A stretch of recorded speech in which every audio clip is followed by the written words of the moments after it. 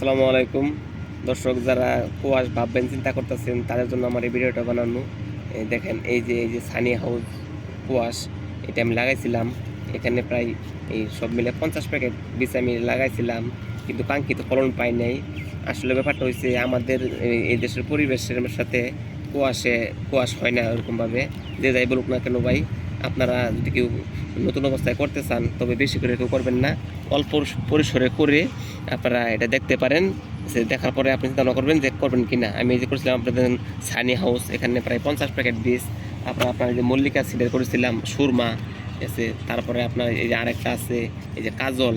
এই তিনটাই আমি পরীক্ষামূলকভাবে করেছিলাম, কিন্তু পুনরায় আসলে ওরকমভাবে ফল হয় না।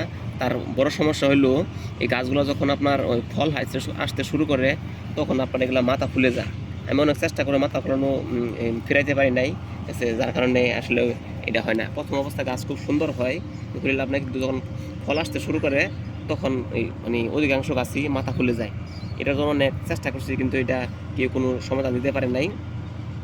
তবে কথা হলো, যারা প্রথম করতে চান তারা বড় পরিসরে করবেন না আমার মতো, তাহলে কিন্তু লস খাবেন নিশ্চিতভাবে। আছে আর যারা পুরনো আছেন তারা তো আপনারা জানেননি, আপনাদের কি বলবো আর ভাই। ঠিক আছে, তবে করার চিন্তা ভাবনা করবেন। আমি এই দেখেন, এই যে আবার বলি, এখানে আপনি দেখেন, এই যে আপনি দেখেন অনেকগুলো প্যাকেট, প্রায় 50 প্যাকেট বেশি আমি লাগাইছিলাম। এটা আমি আসলে নিজে করেছি, আপনাদের এই জন্য আমি বললাম সতর্ক করার জন্য। আছে আপনারা যদি প্রথমত করতে চান অবশ্যই অল্প করে করে দেখবেন আগে কি ফলনটা হয়।